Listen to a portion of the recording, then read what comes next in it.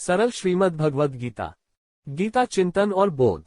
लेखक रामचंद्र जोरवर, दार्शनिक सिद्ध साधक। अध्याय 4, ज्ञान कर्म संन्यास योग। कुल श्लोक 42। भाग 18। श्लोक 33 से 42 तक ज्ञान की महिमा। श्लोक 33 अध्याय 4। श्रेयांद्र व्यमयज्ञ ज्ञानयज्ञ परंतप सर्वम कर्माखिलम पार्थ ज्ञाने परिसमाप्यते। विषय ज्ञानयज्ञ की सराहना। अनुवाद। हे महान अर्जुन, ज्ञानयज्ञ द्रव्यमय यज्ञ से कहीं श्रेष्ठ है।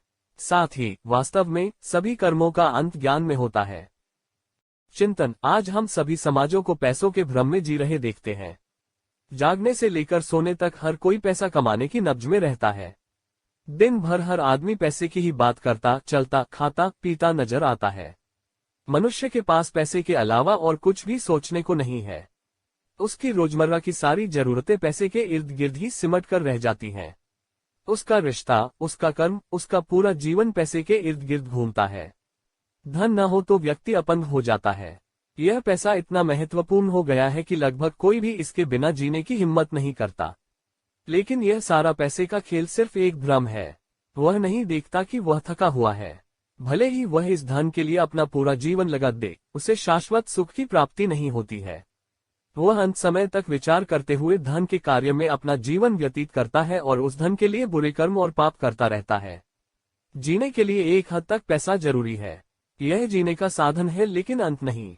इसलिए यदि इसके लिए कर्म एक सीमा के भीतर किया जाए तो कुछ भी नहीं बिगड़ता है। लेकिन जब हम समय को खर्च करना शुरू करते हैं और उसके लिए सीमा से अधिक काम करते हैं और उसे जमा करते रहते हैं, तो वह समय और वह काम हमारे खाली समय में जमा होता है। बाद में आवश्यकता से अधिक धन संचित हो जाने पर धन को यहीं छोड़ना पड़ता है। इसे दान करना होता है, इसे साझा करना होगा, इसे साथ नहीं ले जा सकते। उसका धरती के सिवा कोई मूल्य नहीं है। पृथ्वी के बिना इसका मूल्य शून्य है। फिर यदि संचित सामग्री बांटनी है तो इस प्रकार संचय क्यों करे? इस बात का भी कोई आश्वासन नहीं है कि जिन लोगों को उन्होंने अधिक धन दिया है वे बिना प्रयास किए अर्जित धन का उपयोग करेंगे। और लोग वैसे भी कहीं भी जमाखोरों का पैसा परोक्ष रूप से उड़ा देते हैं, क्योंकि उसके लिए उनकी मेहनत बेकार नहीं जाती। इसीलिए पैसा कभी भी सबसे अच्छा दान नहीं होता। यह एक द्वितीयक और अधीनस्थ दान बन जाता है। परंतु यदि किसी असहाय व्यक्ति को धन कैसे अर्जित करना है, उसका रखरखाव कैसे करना है, उसका सदुपयोग कैसे करना है, इसका सच्चा ज्ञान दिया जाए तो यह इस धन के दान से उत्तम दान हो जाता है। यदि किसी भूखे व्यक्ति को यह ज्ञान दे दिया जाए कि वह अपने स्वाभिमान और परिश्रम से दुगना पेट कैसे भर सकता है, तो वह दान की वृद्धि से भी बड़ा दान होगा। संसार में सभी कर्म जीवन के लिए किए जाते हैं, लेकिन उन सभी कर्मों को करने का वास्तविक ज्ञान ही वास्तविक श्रेष्ठ ज्ञान है। इसलिए प्रभु यहाँ अर्जुन से कहते हैं, हे परंतप अर्जुन, ज्ञान यज्ञ भौतिक यज्ञ से कहीं श्रेष्ठ है। यहाँ परंतप शब्द का प्रयोग भगवान ने अर्जुन के लिए किया है। यदि आप ज्ञान और आत्मज्ञान भी प्राप्त करना चाहते हैं तो आपको तपस्या और साधना करनी होगी। अर्जुन इसके लिए सक्षम है, वह इससे गुजर चुका है। इसलिए भगवान ने उनके लिए परंतप शब्द का प्रयोग किया है। आगे भगवान कहते हैं, इसी प्रकार यक्षयवत में सभी कर्म ज्ञान में समाप्त होते हैं। दुनिया कितनी भी कहाँ किस लिए दौड़ रही है, उस दौड़ का अंतिम पड़ाव ज्ञान है। जीवन में तरह तरह के कर्म करने के बाद अंततः मनुष्य आत्मज्ञान को प्राप्त होता है और वहां उसे परमपिता परमात्मा के दर्शन होते हैं और आगे की यात्रा वहीं रुक जाती है। बोध। यह दुनिया, ये लोग अब अर्थव्यवस्था के केंद्र के आसपास केंद्रित हैं। पैसा ही लोगों का एकमात्र साधन बन गया है। पैसे के अलावा लोगों को किसी चीज से मतलब नहीं है। वे जीवन में हर चीज को पैसों से आंकते हैं। दुनिया को खरीदने के लिए पैसा जाता है, पैसा लोगों को खरीदता है। मंदिर भी जाते हैं तो पैसे से भगवान को खरीदने की कोशिश करते हैं। लेकिन भगवान इतना पागल नहीं है जितना कोई अपने पैसे के लिए भीख मांगता है। वह भाव का भूखा है। विश्वास के साथ उन्हें एक प्रणाम ही काफी है। लेकिन गरीब आदमी को अंततः वहां भी कोई विश्वास नहीं है। जहां सामग्री मायने रखती है और अपना मूल्य कम करती है। परमात्मा को जानना हो, देखना हो, आत्मा में खोजना हो, तभी वह आत्मज्ञान से प्रकट होगा। श्लोक 34 अध्याय 4। तद्विद्धि प्रणिपातेन परिप्रश्नेन सेव्या उपदेक्ष्यन्ति ते ज्ञान ज्ञानिनस्तत्त्वदर्शिन। विषय ज्ञान के लिए ज्ञानियों के प्रति समर्पण का कथन। अनुवाद। आपको प्रबुद्ध लोगों के पास जाना चाहिए और उस ज्ञान को समझना चाहिए। उन्हें प्रणाम करके, उनकी सेवा करके और सच्चे मन से उनसे प्रश्न पूछकर वे बुद्धिमान मुनि, जो परमात्मा को पूरी तरह से जानते हैं, आपको उस तत्वज्ञान का उपदेश देंगे। चिंतन। ज्ञान तरल है। यह हमेशा पिछली पीढ़ी से अगली पीढ़ी तक प्रवाहित होती है। पिछली पीढ़ी सभी क्षेत्रों में अपने अनुभव से प्राप्त ज्ञान को अगली पीढ़ी तक पहुंचाती रहती है। इसलिए आने वाली पीढ़ी का जीवन आसान और सुखमय हो जाता है। यहाँ भगवान अर्जुन से भौतिक ज्ञान के बारे में बात नहीं कर रहे हैं। वह अर्जुन को परम परमात्मा के ज्ञान के बारे में बता रहे हैं। द्रोणाचार्य आदि से अर्जुन ने पहले ही धनुर्विद्या तथा युद्ध के अन्य अस्त्र शस्त्रों का ज्ञान प्राप्त कर लिया था। युद्ध में वह किसी भी योद्धा को आसानी से हरा सकता है, लेकिन वह अभी भी आत्मज्ञान यानी ईश्वर के बारे में बहुत कुछ जानना चाहता है। मनुष्य मात्र भौतिक ज्ञान में निपुण है और चलता नहीं है। यह एक ही ज्ञान बन गया, बस जीने का जरिया बन गया। लोग अब भी इससे संतुष्ट हैं। अगर उन्हें इतनी शिक्षा मिल जाए कि उनका पेट भर जाए तो उनके लिए इतना ही काफी है। लेकिन इससे जीवन पूर्ण नहीं हो जाता। जीवन की पूर्णता के लिए भौतिक और आध्यात्मिक दोनों ज्ञान आवश्यक है। समाज में बहुत से लोग एकाकी जीवन व्यतीत कर रहे हैं, लेकिन आदर्श जीवन जीने वाले लोग बहुत कम मिलते हैं। इसे देखना और पहचानना इतना आसान नहीं है, क्योंकि जब वे पूर्ण ज्ञान प्राप्त कर लेते हैं तब वे अधिक सामान्य हो जाते हैं। वे और भी सामान्य जीवन जीने लगते हैं। उन्होंने जीवन में दिखावे की मूर्खता पर ध्यान दिया है। जिन लोगों के पास कुछ नहीं होता वे लगातार दूसरों को यह दिखाने की कोशिश करते हैं कि हमारे पास बहुत कुछ है। वे इसे प्रदर्शित करते हैं। उन्हें एक प्यारी सी गलतफहमी है कि दुनिया उन्हें आकर्षित करेगी और उन्हें सम्मान देगी, लेकिन होता कुछ और है। उसका दिखावा उसके विचारों को गहरा नहीं कर सकता। उनकी वाणी, व्यवहार और आचरण से उनका छिछलापन निरंतर उजागर होता रहता है। वह उन्हें ढक नहीं सकता। एक सिद्ध व्यक्ति ज्यादा नहीं दिखाता है। यह उनकी वाणी, व्यवहार और आचरण से आता है। इसलिए भगवान यहाँ अर्जुन को इस संकीर्ण ज्ञान से अवगत करा रहे हैं। वह दुनिया का सबसे अच्छा योद्धा हो सकता है, लेकिन आत्मज्ञान का दूसरा पक्ष भी मजबूत होना चाहिए। तो भगवान उसे चेतावनी देते हैं। वे कहते हैं, आपको ज्ञानी लोगों के पास जाना चाहिए और उस ज्ञान को समझना चाहिए। उन्हें प्रणाम करके, उनकी सेवा करके और सच्चे मन से उनसे प्रश्न पूछकर वे बुद्धिमान मुनि, जो परमात्मा को पूरी तरह से जानते हैं, आपको उस तत्वज्ञान का उपदेश देंगे। कोई यहाँ फीस और तनख्वाह देकर यह शिक्षा नहीं दे रहा है। यहाँ ये स्वयंसिद्ध संत केवल दीनता, सेवा, स्नेह, श्रद्धा के आधार पर ईश्वर के पदचिन्हों का दर्शन कराते हैं। वहाँ मान, अहंकार, वेतन का मूल्य शून्य होता है। इसलिए जो लोग भगवान की ओर आकर्षित होते हैं, उन्हें पूंजी लगाकर उनकी खोज करनी चाहिए और आत्मा कल्याण करना चाहिए। बोध। बहुत कम ही लोग एक संपूर्ण जीवन जीने की इच्छा रखते हैं। बहुत से लोग केवल भौतिक सुख सुविधाओं से ही संतुष्ट हैं, लेकिन इससे जीवन पूर्ण नहीं हो जाता। मानव जीवन का अंतिम लक्ष्य प्राप्त नहीं होता है। इसलिए ये लोग लगातार सुख दुख के झूले पर झूल रहे हैं। पूर्ण परमात्मा के ज्ञान को प्राप्त व्यक्ति की संतुष्टि अलग है। हालांकि उन्हें भौतिक साधनों में कोई दिलचस्पी नहीं है, फिर भी वे जीवन से संतुष्ट हैं, क्योंकि यह परमात्मा का ज्ञान है जो उन्हें संतुष्टि देता है।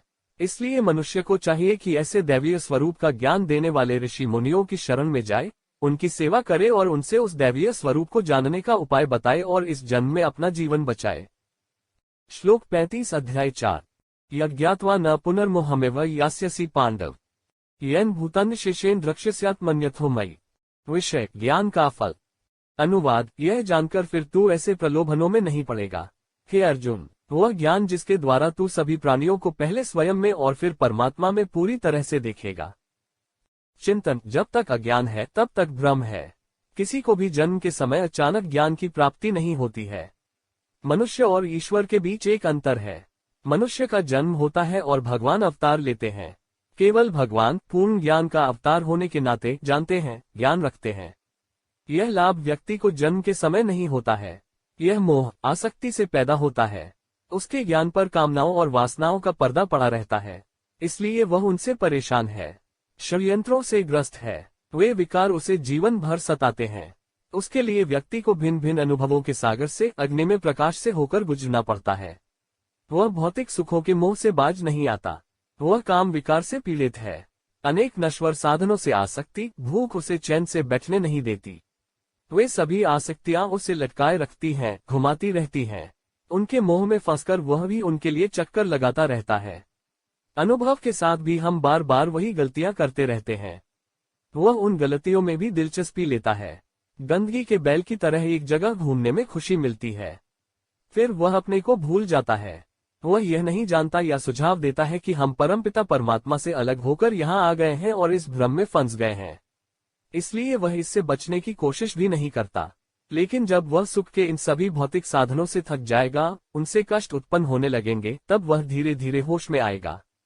तब उसे आत्मज्ञान होगा। जैसे जैसे वह उन भौतिक सुखों के प्रति घृणा महसूस करने लगता है, उसके मन में आत्मज्ञान को जानने की इच्छा तीव्र होती जाएगी। तब वह अपने को इस दृश्य संसार से अलग देखेगा। यह सब रोमांच का खेल है, यहाँ कुछ भी स्थायी नहीं है। सब कुछ होता है और टूट जाता है। बिगड़ना और मरम्मत करना, एक से दूसरे पर चिंतन करना। लेकिन एक और अदृश्य शक्ति है जो इस दृश्य संसार को धारण करती है, चलाती है और परिवर्तित करती है। वह यह सारा खेल खेल रही है। जब मनुष्य को इस बात का बोध हो जाता है तो वह मूल रूप की खोज करने लगता है। यहाँ भगवान ने अर्जुन को उसी शक्ति के बारे में, अपने ज्ञान के बारे में बताया है। भगवान कहते हैं, यह जानकर तुम फिर से ऐसे प्रलोभनों में नहीं पड़ोगे। अर्जुन भी, वह ज्ञान जिसके द्वारा आप सभी प्राणियों को पहले स्वयं में और फिर परमात्मा में पूरी तरह से देखेंगे। इसके लिए मनुष्य की दिव्य दृष्टि को प्रकट करना आवश्यक है। सभी वस्तुएं, शरीर, पौधे, जानवर, ग्रह, तारे हमें अलग दिखाई देते हैं, लेकिन यह एक भ्रम है। यह इन सभी दृश्य जगत के सार पर आधारित खेल है।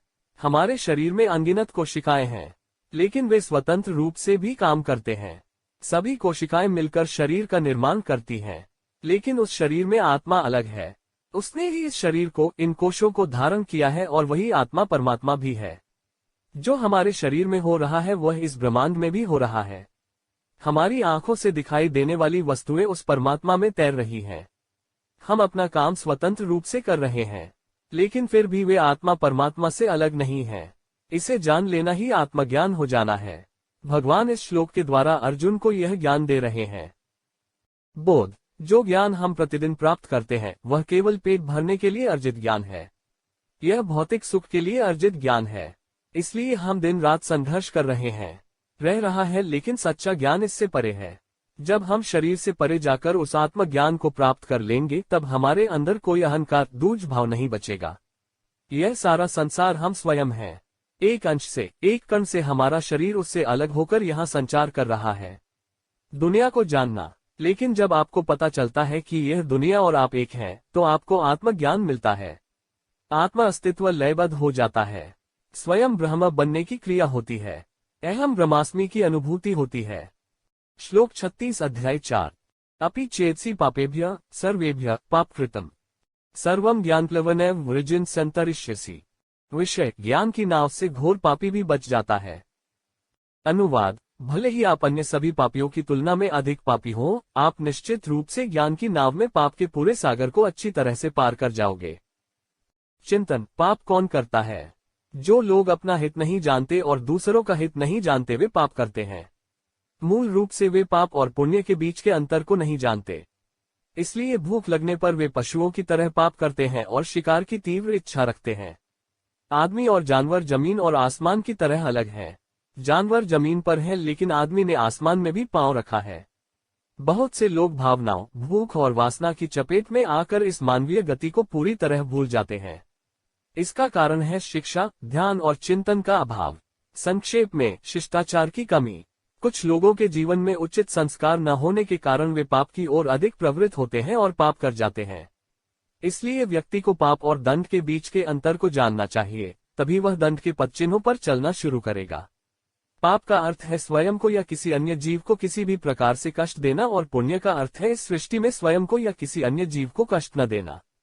पाप और दंड की इतनी सरल परिभाषा होते हुए भी मनुष्य अपने सुख और स्वार्थ के लिए अन्याय करता रहता है और दूसरों पर अत्याचार करता रहता है, तरह तरह से प्रताड़ित करता रहता है, इसका दुरुपयोग होता रहता है।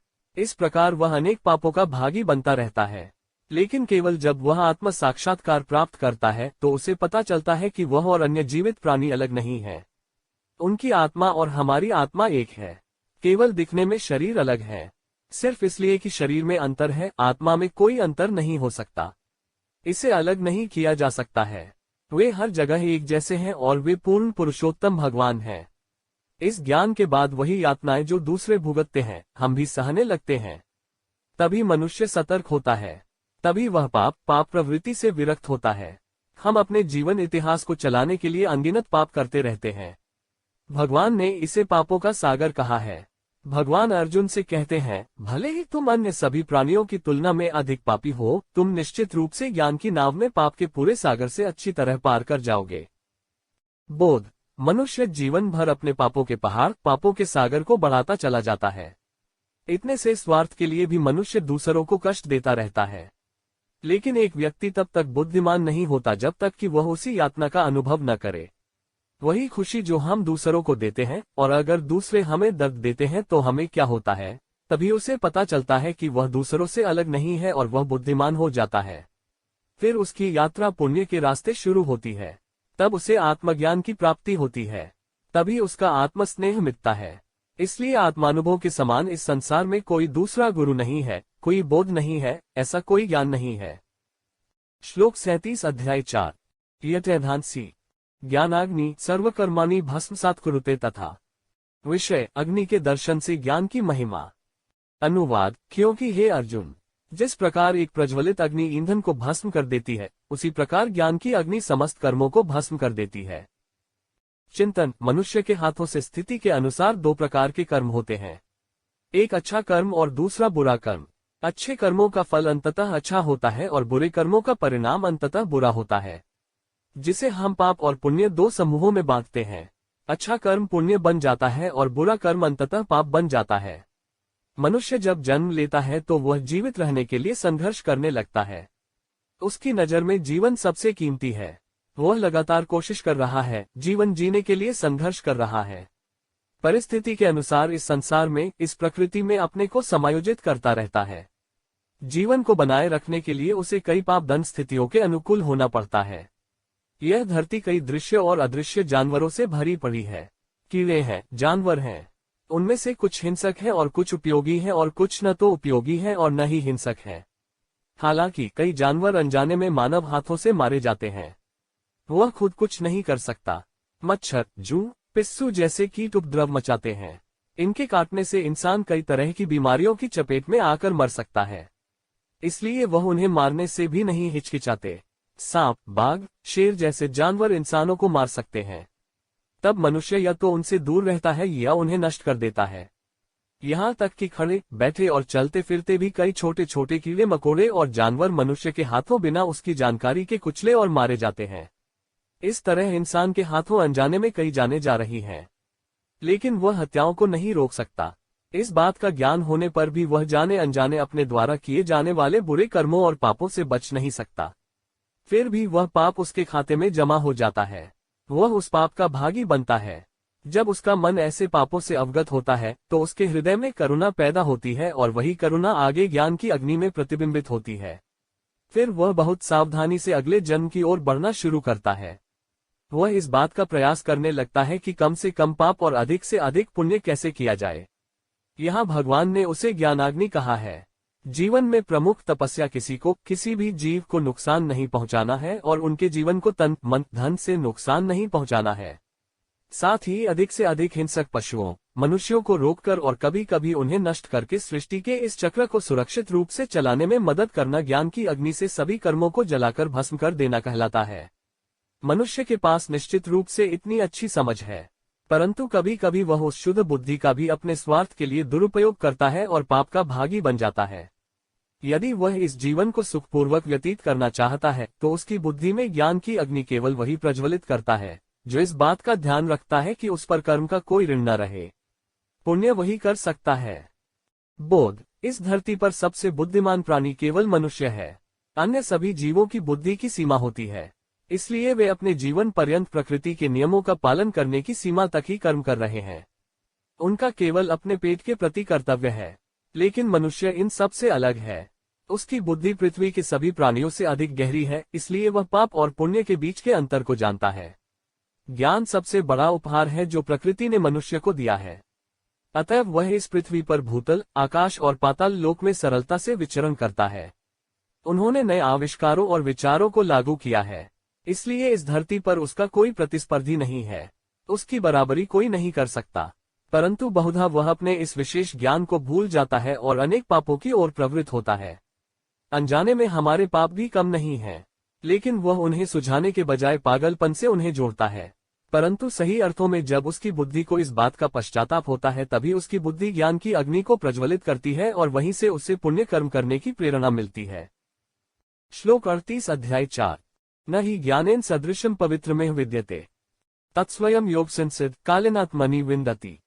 विषय ज्ञान की शुद्धता और पुरुषार्थ की ज्ञान प्राप्ति की कथा। अनुवाद। इस संसार में ज्ञान के समान पवित्र करने वाला निश्चित रूप से कुछ भी नहीं है। जिस व्यक्ति का हृदय लंबे समय तक कर्म योग द्वारा शुद्ध किया गया है, वह स्वतः ही उस ज्ञान को अपनी आत्मा में प्राप्त कर लेता है। चिंतन। मनुष्य को पवित्र और अशुद्ध के बीच सटीक अंतर जानना चाहिए। नदी हमेशा प्राकृतिक रूप से शुद्ध जल से भरी रहती है। उसका जल जीवों को जीवन देता है। पेड़ पौधे, पशु पक्षी, मनुष्य पानी पीकर जीते हैं। इसलिए हम जल को बहुत पवित्र मानते हैं, क्योंकि जल है तो ही जीवन है। अगर इस धरती पर पानी नहीं होगा तो जीवन नहीं होगा। पृथ्वी अन्य निर्जीव ग्रहों की तरह एक निर्जीव ग्रह बन जाएगी। धरती के लिए पानी कितना जरूरी है, लेकिन हमें यह यहाँ बहुतायत में मिलता है, इसलिए हमें इसका महत्व नहीं पता होता है। हम उसकी पवित्रता पर ध्यान नहीं देते। हम अपनी नदियों और नालों को बहुत सी अशुद्धियों से प्रदूषित करते हैं। यह नीलो सीवर छोड़ देता है। यह मृत पशुओं, कूड़ा कचरा, लाशों को इसमें डालकर जल को दूषित कर देता है, एकदम खराब कर देता है। फिर वह फिर से शुद्ध करता है और मूर्ख की तरह पीता है। दैनिक कार्य के लिए उपयोग किया जाता है, पर इतना साधारण सा विचार भी नहीं आता कि जो स्वभावतः अति पवित्र है, उसमें इस गंदगी को फेंकने छोड़ने से मन को रोके तो वे नदियां अपवित्र नहीं होंगी। यहाँ तक कि प्राकृतिक शुद्ध पानी भी स्वतः ही सभी को उपलब्ध हो जाएगा। मूर्खता की पराकाष्ठा पर पहुंचकर उसे फिर से परिष्कृत करने की आवश्यकता नहीं पड़ेगी। इसी तरह हम अपने घर को, अपने गांव को, अपने शहर को पवित्र रख सकते हैं, लेकिन आलस्य और विवेकहीन होने के कारण हम हर समय गंदगी और अपवित्र स्थानों में रहने के आदी हो चुके हैं। अगर हम अपना घर साफ करते हैं तो हम सड़कों को गंदा कर देते हैं। इसकी योजना हर रोज सड़कों से कचरा उठाकर उसे खाद और बिजली में बदलने की नहीं है। इसे शुद्ध नहीं किया जा सकता, ठीक से इस्तेमाल किया जा सकता है। उसके पीछे भी केवल वित्तीय गणना ही प्रस्तुत की जाती है।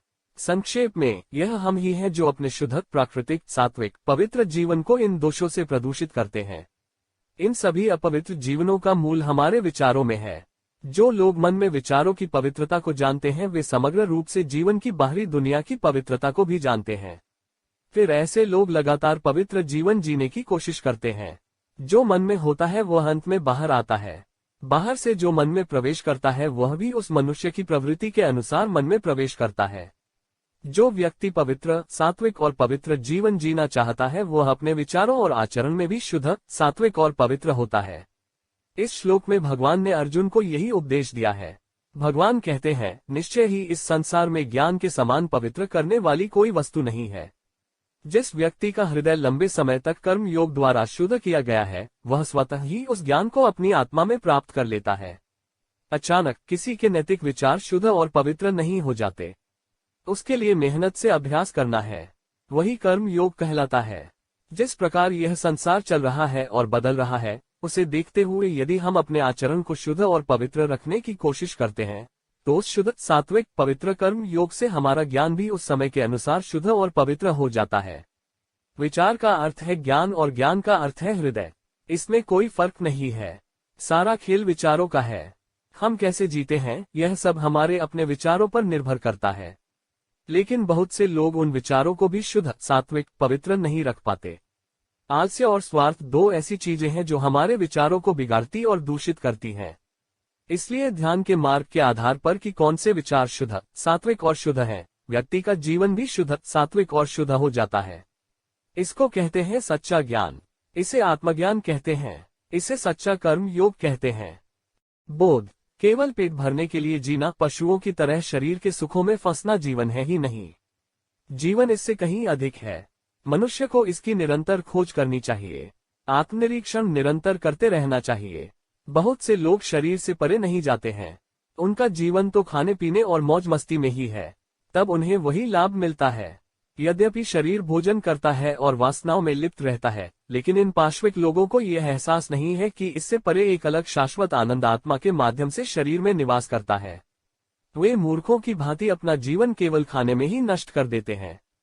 मनुष्य की बुद्धि, उसका ज्ञान ही सर्वश्रेष्ठ ज्ञान है। उन्हीं के जरिए उन्होंने इतनी तरक्की की है। यदि वह उस ज्ञान को और शुद्ध, सात्विक, पवित्र बना देता है तो वह यहाँ नर का नारायण बन जाता है। श्लोक 39 अध्याय 4। श्रद्धावान लभते ज्ञान तत्पर संयतेन्द्रिय ज्ञान लब्ध्वा परा शांतिमचिरेनाधिगच्छति। विषय, ज्ञानी कौन है और निरूपण का ज्ञान परम शांति देता है। अनुवाद, एक श्रद्धावान, साधन संपन्न और भक्त व्यक्ति ज्ञान प्राप्त करता है और ज्ञान प्राप्त होने पर वह तुरंत ही परमात्मा रूपी परम शांति को प्राप्त कर लेता है। चिंतन, इंद्रियां मनुष्य को विचलित करती हैं। उनके विषय मनुष्य का पतन है। इसलिए इंद्रियों पर संयम रखना बहुत जरूरी है। मनुष्य को अपने जीवन में सबसे पहले अपनी इंद्रियों को वश में करना सीखना चाहिए। जिन लोगों का अपनी इंद्रियों पर नियंत्रण नहीं होता वे इंद्रियों के आदी हो जाते हैं और अपने जीवन से नष्ट हो जाते हैं। कई लोगों को शराब जैसे नशे की लत लग जाती है। वे जीवन भर उसी में डूबे रहते हैं। हर दिन वे शराब पिए बिना आराम नहीं कर पाते। इसका कारण यह है कि उनका खुद पर से नियंत्रण खत्म हो गया है। वे उदास हैं, नष्ट हो जाते हैं। अगर उन्हें एक दिन भी शराब न मिले तो उनका शरीर कांपने लगता है। वे बहुत आदी हैं। उस लत के कारण वे न केवल खुद को बल्कि परिवार को भी नष्ट कर देते हैं। शराब के लिए कर्ज लिया जाता है। नशे में धुत लोग अपने ही शरीर की दुर्दशा करते हैं। ये लोग इस तरह के व्यसनों से तब तक बाहर नहीं निकल सकते जब तक ये इन सब नुकसानों को महसूस नहीं करते और अपने मन की बात नहीं मानते। इसी तरह कुछ लोग दब्बू हो जाते हैं। उनके सिर लगातार विचारों से भरे रहते हैं, तो वे कर्म के अधीन हो जाते हैं और उस कर्म के तहत अपने स्वयं के जीवन को नष्ट कर देते हैं। एक ही उपाय है, मन पर नियंत्रण रखना, अर्थात इंद्रियों के विषयों पर नियंत्रण प्राप्त करना। यह शिक्षा हर मनुष्य को जीवन में प्राप्त करनी चाहिए। मन से इंद्रियों को कैसे वश में किया जाए, इसकी शिक्षा कहीं नहीं मिलती, लेकिन अध्यात्म इसका स्थायी समाधान सुझाता है। जिन मनुष्यों ने अध्यात्म का बीड़ा उठा लिया है वे जीवन को नष्ट करने वाली इन इंद्रियों पर नियंत्रण प्राप्त कर सकते हैं। उसके लिए आध्यात्मिक पुस्तकों को पढ़ें, मनन करें और उन पर चिंतन करें। संतों की संगति करनी चाहिए। व्यसनी और कामवासना से पीड़ित लोगों से दूर रहें। सादा सात्विक भोजन करें। यह मानव शरीर को शुद्ध करने में मदद करता है, जिसे हम सरल भाषा में साधना कहते हैं। जिनकी दृष्टि इन इंद्रियों के दुष्प्रभाव और सुखों को देखती है वे निमित्त बन जाते हैं। वे सही रास्ते पर चलते हैं, इसलिए वे स्वयं भी सुखी हो जाते हैं और उनके संग से दूसरे लोग भी सुख, संतोष और शांति का अनुभव करते हैं। लेकिन इसके लिए आपको अध्यात्म में विश्वास की जरूरत है। अध्यात्म का मार्ग ईश्वर की ओर जाने वाला मार्ग है। संसार में कोई कितना भी करे, इंद्रियों के चक्कर में पड़े रहने की निशानी है। इसलिए सांसारिक चीजों को त्याग कर अध्यात्म की यात्रा शुरू करनी चाहिए। इसके द्वारा ही मनुष्य को वास्तविक आत्मज्ञान प्राप्त होता है। एक व्यक्ति जिसने आत्मज्ञान प्राप्त कर लिया है वह तुरंत ईश्वर प्राप्ति के रूप में सर्वोच्च शांति प्राप्त करता है। बोध, कई भक्त इस भ्रम में फंस जाते हैं कि भगवान सीधे दर्शन दें। उनका मानना है कि भगवान इस दुनिया में तभी होते हैं जब वे दर्शन देते हैं। अटकलें हैं, लेकिन वह भगवान इतने छोटे से मनुष्य का शरीर धारण करके सबको दर्शन कैसे दे सकता है? ऐसा विश्वास सच्चा विश्वास नहीं है, अंधविश्वास हो जाता है। यह संसार जो हमारी आंखों से दिखाई देता है वह प्रभु है। वह नाना रूपों में अभिनय कर रहा है। बागवानी, ये वृक्ष, पशु, पक्षी, मनुष्य, चंद्रमा, सूर्य, तारे सब उन्हीं के प्रकट रूप हैं। हम भी इसका हिस्सा हैं। जब कोई अपने भीतर ईश्वर को देखना सीख जाता है तो वह सर्वव्यापी दिखाई देता है। व्यक्त और अव्यक्त उनका रूप है। उसे देखने की दृष्टि ही हमारे भीतर आनी चाहिए। इसमें आने का अर्थ है आत्मसाक्षात्कार होना। उसके लिए तपस्या, साधना चाहिए, तब वह आत्मज्ञान प्राप्त हो जाता है और भगवान के दर्शन सर्वत्र होने लगते हैं। श्लोक 40 अध्याय 4। अज्ञश्च श्रद्धानश्च संशयात्मा विनश्यति नायम लोकोस्ति न परो न सुख संशयात्मन। विषय, अश्रद्धालु तथा संशयात्मा अज्ञानियों के पतन का वर्णन। अनुवाद, बिना कारण और विश्वास के एक संशयवादी निश्चित रूप से परोपकार से भ्रष्ट हो जाता है। संशयवादी को न यह लोक मिलता है, न परलोक, न सुख। चिंतन, विवेक और विश्वास मानव जीवन को स्थिर करते हैं, शाश्वत और सुखी बनाता है। जिन लोगों में विवेक नहीं है, विश्वास नहीं है, वे लोग अपने जीवन में हमेशा अस्थिर भाव में जीते देखे जाते हैं। ऐसे लोग बोलते कुछ हैं, करते कुछ गलत है और वैसा ही व्यवहार करते हैं। उसके बोलने, करने और व्यवहार पर कोई रोक नहीं होती। उसका मन कभी स्थिर नहीं रहता। इनका रवैया हमेशा चंचल रहता है, इसलिए वे निरंतर भ्रम का जीवन जीते हैं। उनके हर कार्य में, उनके व्यवहार में नासमझी झलकती है।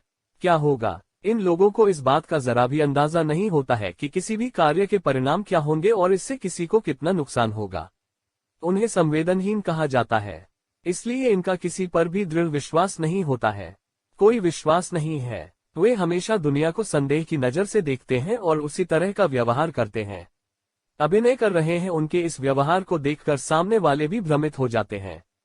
फिर उन्हें भी उस पर शक होने लगता है, यानी उनके मन में जो संदेह का बीज था वह इतने बड़े संदेह के पेड़ में तब्दील हो गया। यदि वे ऐसा व्यवहार और आचरण नहीं करते हैं कि उनके बारे में कोई संदेह पैदा न हो, तो वे दूसरों से ऐसी उम्मीद क्यों करें? पहले हमें ऐसा व्यवहार करना चाहिए कि हम किसी के संदेह के लिए जिम्मेदार न हो, और फिर हमें दुनिया से भी ऐसी ही उम्मीद करनी चाहिए। अविवेक, श्रद्धा और शंका मनुष्य के दोष हैं। ये कभी भी अपनी और अपने आसपास के लोगों की जिंदगी को खुशहाल नहीं होने देते। इसलिए हमें धैर्य के साथ जीवन जीना सीखना चाहिए। एक व्यक्ति के पास क्या परिणाम होगा इसकी दूरदर्शिता होनी चाहिए। संसार पर दृढ़ विश्वास रखो। हमें अपने लोगों को जानना चाहिए। कौन हमारा कल्याण कर रहा है, कौन हमारा हित कर रहा है, यह हमें पता होना चाहिए और उन लोगों और उनकी बातों पर दृढ़ विश्वास होने पर ही उनके साथ साथ हमारा जीवन गतिमान होगा।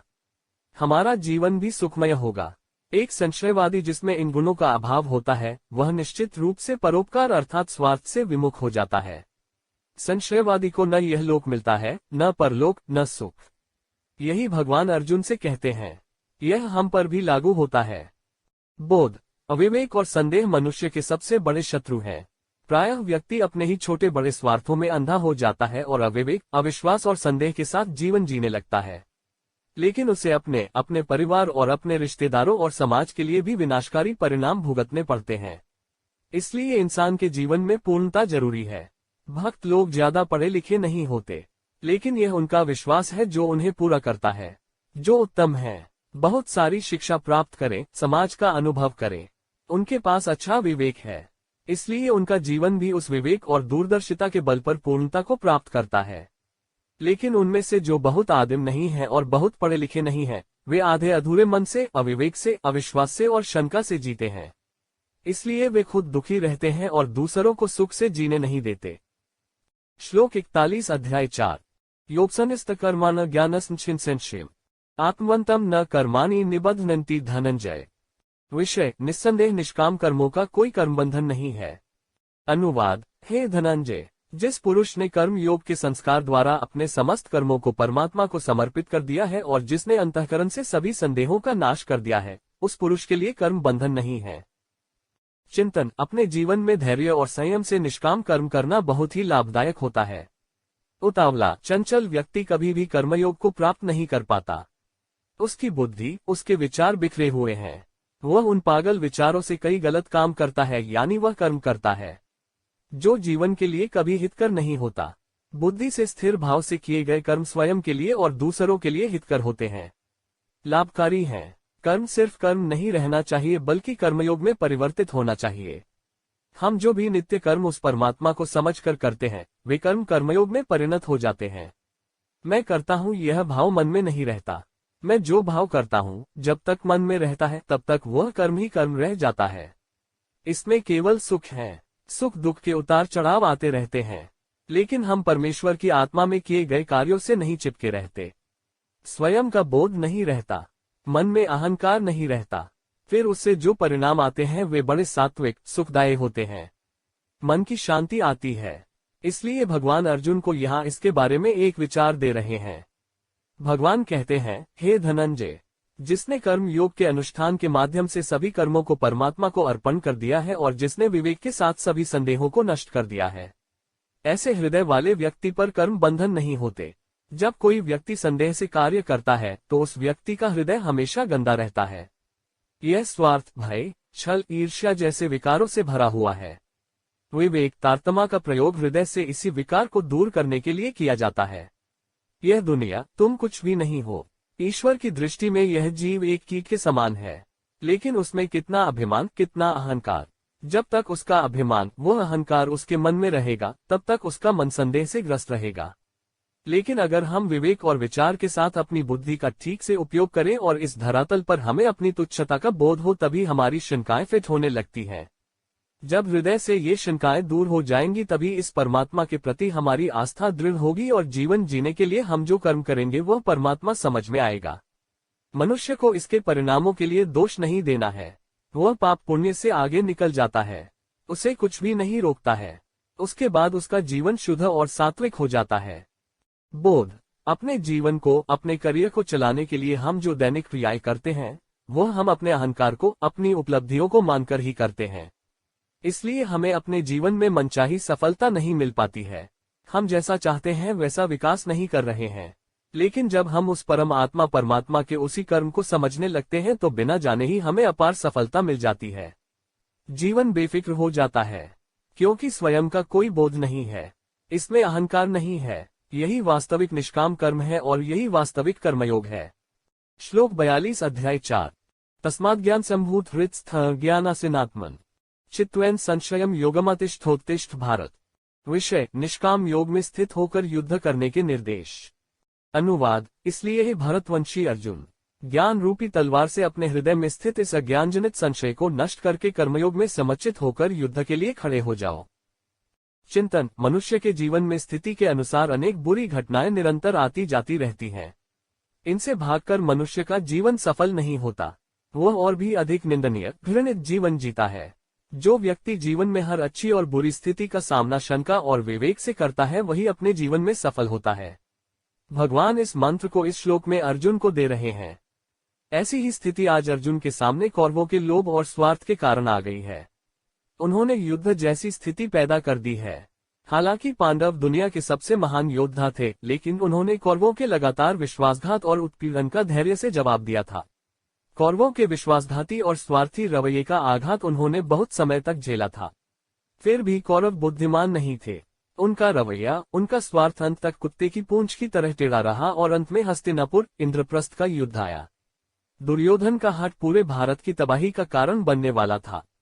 उसका घमंड, हठ, अहंकार, स्वार्थ, पाखंड बहुतों की जान ले लेता। इसलिए भगवान बार बार अर्जुन का मनोबल बढ़ाने का प्रयास कर रहे हैं। इस श्लोक में भगवान अर्जुन को कहते हैं, इसलिए भरतवंशी अर्जुन, ज्ञान रूपी तलवार से अपने हृदय में स्थित इस अज्ञानजनित संशय को नष्ट करके कर्मयोग में समर्चित होकर युद्ध के लिए खड़े हो जाओ। अर्जुन भरत वंश के कुलदीपक हैं। हालांकि कौरव भरत वंश के उत्तराधिकारी हैं, लेकिन उन्हें सच्चे अर्थों में भरत वंश का कोई भी गुण विरासत में नहीं मिला है। फिर भी अर्जुन प्रेतवादित है, उनके आसन विनाश के विचार से मोहित।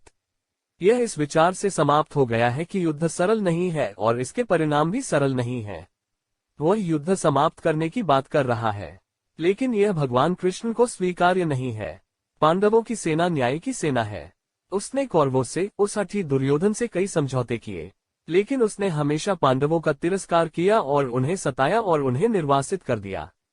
इसलिए भगवान ने अर्जुन से कहा, मोह के सारे विचारों को अपने मन से निकाल दो, अपने आप को संभालो। आप ज्ञान रूपी तलवार से अपने हृदय के इस अज्ञान जनित संशय को नष्ट कर दें और संभाव के कर्मयोग में स्थित होकर युद्ध के लिए खड़े हो जाएं। अर्थात सब कर्मों का दोष ईश्वर पर छोड़कर युद्ध करो। इसके परिणामों की परवाह न करें।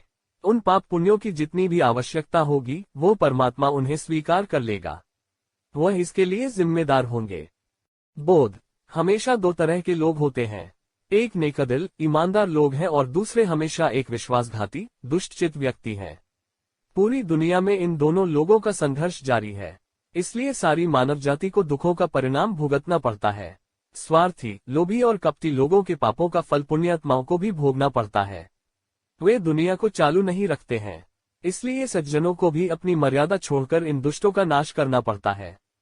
तभी दुनिया में कहीं थोड़ी शांति बनाए रखने में मदद मिलती है। अंत में उन सज्जनों को परमेश्वर की सहायता लेनी पड़ती है और उनके कार्य को समझकर वे इन दृष्टियों को उखाड़ फेंकते हैं। अभी तक श्लोक 33 से 42 में ज्ञान की महिमा का विषय बताया है और साथ ही ज्ञान कर्म संन्यास योग नामक चतुर्थ अध्याय यहाँ पूर्ण हुआ। श्री कृष्णार्पणमस्तु।